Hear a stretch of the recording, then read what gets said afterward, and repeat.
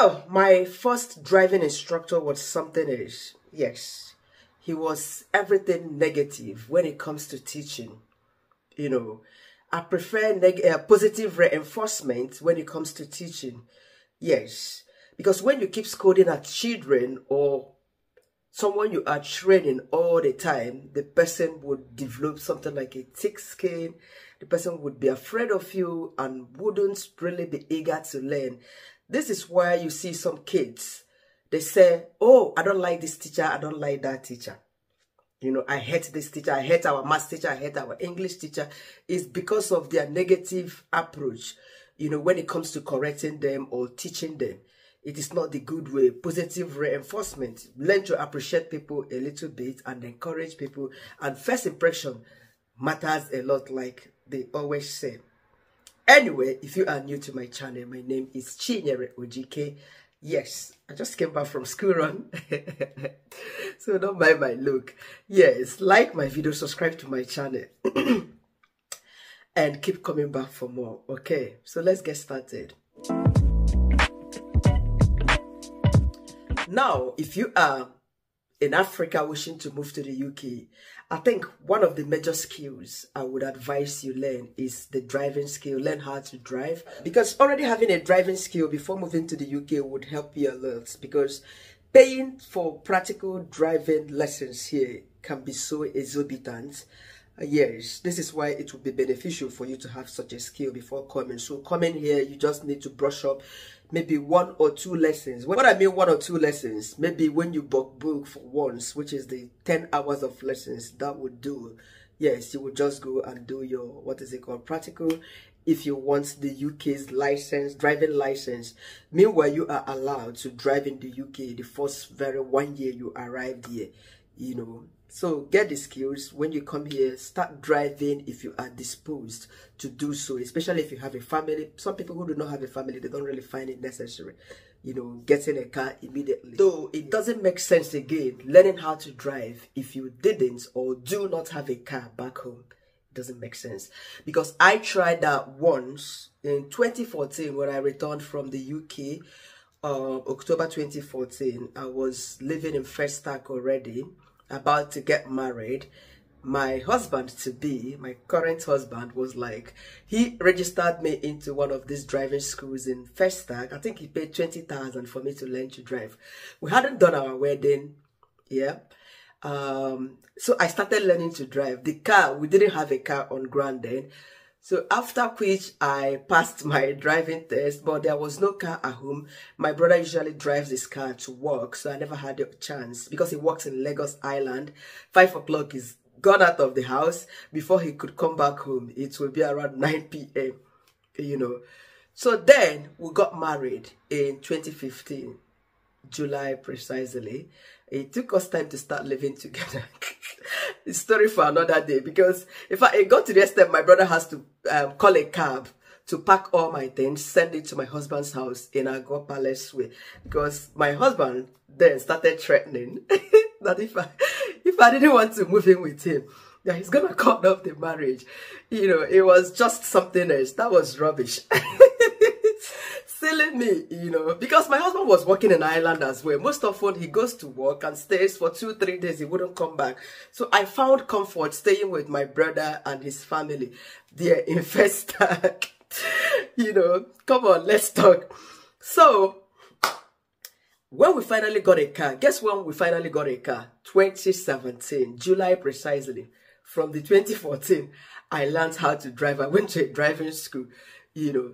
Then when we finally got that car in 2017 in June, I had to contract somebody again to learn to drive. Meanwhile, I was trained to drive again within 6 days. I found myself driving to the airport, Alaba International Market from Festac area.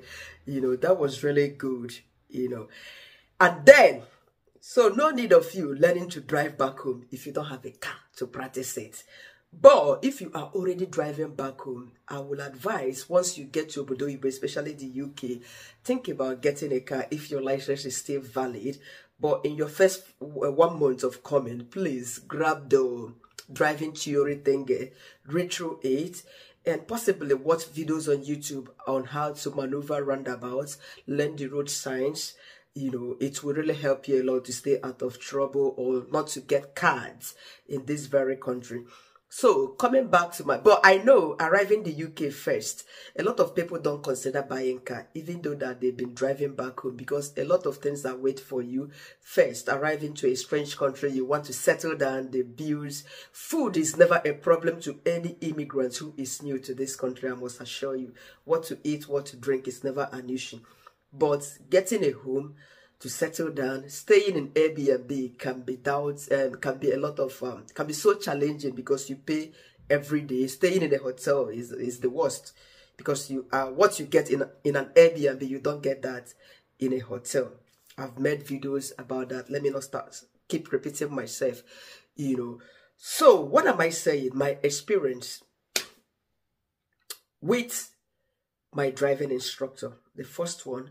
Firstly, people from that country or that part of the world, Asia, they don't respect us. Sorry to say that, but I will just be blunt talking about this, because they also think themselves white. It's like a butterfly that thinks itself a bird among the birds. They believe that they are the whites, just like Suella Braverman dealt with immigrants, despite her having a pedigree of an immigrant father who even arrived the UK without a passport. Yet, whatever she has been doing in the government before her, before her sack or expulsion was targeted at cutting down on immigration, net migration, as if, and she even made a statement that people from this country did not like, that homelessness is a lifestyle.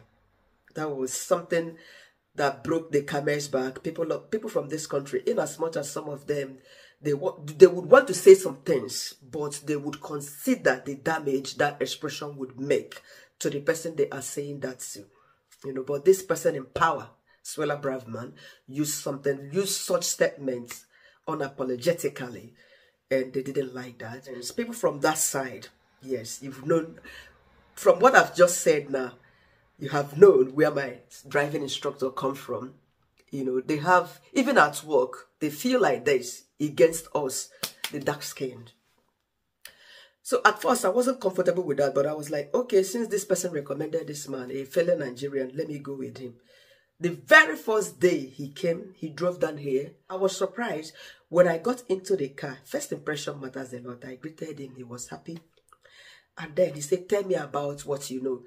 I said, the last time I've driven was 5 long years ago. I left Nigeria in 2018. I sold my car December 2nd or thereabouts.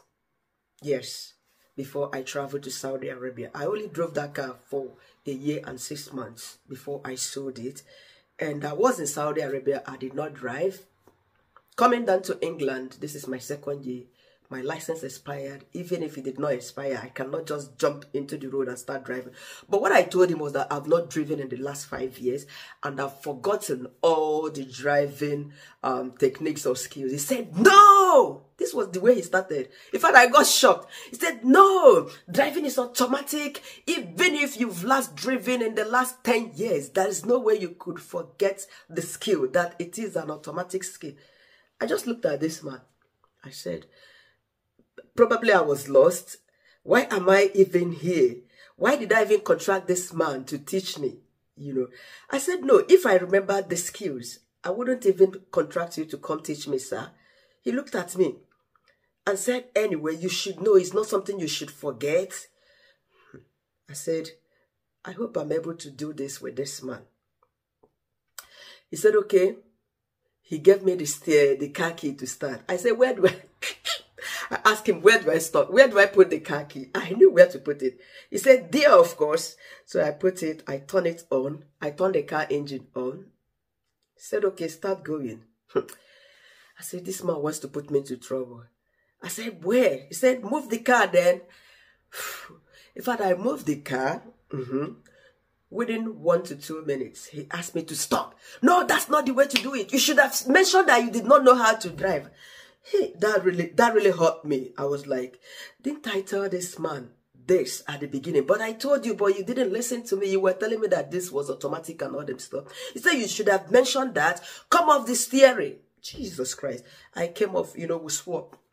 And he started talking to me. I brought the book. This is the way to start. This is, yeah, you should have told me so that I should have started. And he was angry already. You could see that he was boiling in him. Then he drove the car to a certain place. Yeah, we drove for about 20 minutes to a quiet area where we started learning to drive, you know. And then, when he started, I already told him, I said, look, my concern why I also contracted you to teach me how to drive again is because in my country, some of all these road markings, all these signs and wonders they put here, they are not applicable to us. Roundabouts here, they have their different rules on how to maneuver roundabouts. You know, speed limit on the streets where there are the street light is 30, 20, as the case may be. Highway has 60 or motorway, national speed limit, all these things. Because I did my theory test, I passed. I discovered that these things are not common in our own side. This was the reason that we don't drive like that. This man just capitalized on that. Immediately I started driving again. Anywhere I want to make mistake, he would be like, this is not your country. This is not your country where there are no rules. Yeah. I got really broken. You cannot teach me like that. I am the same way as my son. You don't raise your voice while teaching him. He wouldn't learn. He would be sad. Just like most of the kids in this very country. Yes. So this was how this man was going all the time. This was 2 hours driving lesson. Within 5 minutes, he would make that comment. This is not your country. Don't drive that way. Don't drive that way. Watch the line. Watch, what is it called? The giveaway sign. And there was an expression he was using. What was that expression again? You know, accelerator. Gear, gas. Yes, accelerator. What they call it here is gas. He would say gas, break the gas. I would be like, what exactly do you mean by this gas and gas? He said, stop or park. I said, we call it accelerator. You know, acceleration, accelerate, you know. In my own country, you should have explained to me that gas, break the gas, put on the gas means to increase the accelerate. He was like, but you should have known, you should have known. Hey, I said, God, I'm paying the wrong person to get thoughts. No, I cannot be paying to get scolded at like a kid. No way. I was so boiling. In fact, I was nervous. I was so unsettled because he kept repeating, this is not your country. He said, do you know that he has been teaching, that he has over 50 doctors, Nigerian doctors, is teaching how to drive. All of them are like that. Your country is lawless. They don't know. I said, Jesus, who is this man in the UK again? So we started driving home. He let me drive home. Yes, I drove the, what is it called, the motorway. That was my first driving lesson. I drove the through the motorway. You know, we were passing one busy roundabout for the very first time. You've not taught me how to maneuver at the roundabout. You know, his instruction, gas, break the gas, I stopped at the middle of the road. He screamed, no, you shouldn't stop. You're going to cause an accident. Go, stop, go. Hey, God, I was confused. The buses were coming, the cars. I parked at the middle of the road. Let the worst happen. He was screaming. If I had lost it. When he finally screamed, all the cars, they stopped. We took off again. I kept calm. I didn't say a word to this man. All of a sudden, after about 2 minutes, he was like, but you shouldn't have done that at the middle of the road, that I should have gotten us killed. You know, that's not the way to drive here. That was wrong. But anyway, you've been doing so well on your first lesson. Good girl, good girl. That's positive reinforcement or approach, appreciation he was giving me at that moment. In fact, it was totally out of faith for me, because he was just trying to please me, because our lesson for that day was almost over, you know. So he was just trying to be nice. Hey, that was good. Good girl. Good girl. Go on. Go on. We drove down here and he asked me, how was it? I said, that was fine, but your approach to me was entirely out of faith. Yes, you constantly repeating and saying something about my country. This is not your country, where the law doesn't, whatever you've been teaching 50 doctors, that did not go well with me. Yes, I already told you that I've last driven in the last 5 years. If I had remembered the skills, driving skills, I wouldn't have contracted you to come teach me. I wouldn't have given you my money.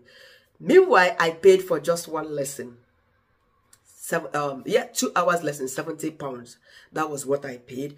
You know, when you book, bulk booking is £310. Little difference. You know, that's for 10 hours of lessons. But if you are starting to learn to drive and you don't know your instructor so well, please just pay for the first lesson, which is £70 for the first 2 hours lesson. Just see if you can go well with the person. If after that day, my driver has always, my instructor is always rude from the beginning. You will send him text message, he would not reply. You know, I requested for his account detail. He did not give me the account. He did not even reply me because I paid him after that lesson. Yeah. So I had to collect it from the person that referred me. When I sent the money, I also tested him to say, have you received my payment? If I show you my message to the up to today, he did not reply. So what I did was to send him a text. I said, sorry, I need to take a break because he booked me for another training on that Friday. That was on Monday. In fact, before Wednesday, I wrote him to say, sorry, I need a break to recover from the first lesson. That was just my way of telling him I cannot continue with him. Yes. So that was how I sent him going. So you might want to consider trying your driver first. Don't pay for bulk booking. I don't know if you pay for bulk booking, if there's any way you can have a refund. I am not sure about that, you know. But don't take nonsense from people, especially here in this country. I know that in our country, why he is comfortable teaching some of our Nigerian doctors or professionals here is because we have this thick skin. We are used to abuses, insults, loud voice, somebody shouting at us, come on, do this, come on, do that, but not in this country. Especially those of us who have stayed abroad for some time now. We don't take such from anybody, not even from Uyibo. To be honest with you, that's one man that usually give me lift to school, me and my son. 2 days ago, yesterday he was telling me that he went to work on Friday, that he went to a night shift. He left his work 2 hours after because he asked one of his senior managers to give him hand glove, one hand glove. The man just cracked a joke. Hey, we need to check your eBay accounts to see if you are selling those gloves on eBay. He said this wasn't the first time. This was just the second time he made that. He cracked such a silly joke to him. What he did was to report that. He didn't take that lightly. And he drove back home, called the senior manager, make a complaint. You know, I didn't meet him this morning to find out how they settled the issue. He didn't go back to work that night. And they will pay him. Because people in this country, they don't take jokes lightly. Even if you touch their skin a bit, they will see it as harassment. You know, but in our country, you know, we laugh over everything. We take every nonsense. We even pay people to insult us. It's not our fault because lecturers at home, they insult us as well. Yes, at school, stupid. They will even flog us. If you come to school late, an undergraduate, they will kneel you down in the class, assault you, a bit insult you, which is the word. They will call you names before your classmate. That does not happen in this country. So don't take shit. Now I have an Englishman teaching me how to drive. I've done my 4 lessons with him. Oh my goodness. In fact, he will let you find your fault yourself. Yes, when there was a mistake or when there is a mistake, we'll just pull over on the road. He will say, how well did you do? I'll be the one to say, I didn't do well. This was my mistake and blah, blah. He said, what happened? Why did that happen? I will be the one to say, I was not focusing. I was thinking about this. I shouldn't have done that. And he would correct me. Tell me what lesson we are going to do on our next lesson. His approach. Yesterday, I drove into this place. He was saying, this was fantastic, Chi. I never expected you to do this, but you did it perfect. You know, and you are happy. In fact, you are so looking forward to attend the next lesson. This is how it should be. Don't take nonsense from anybody. Don't laugh sheepishly over all these their funny jokes at work. I mean, they insult you, polite insults. This is what you people and most foreigners do to us here. Don't take that. Yes, because they wouldn't take that from us. Anyway, this video is getting unnecessarily too long. Thank you so much for watching. See you again in my next upload. Bye.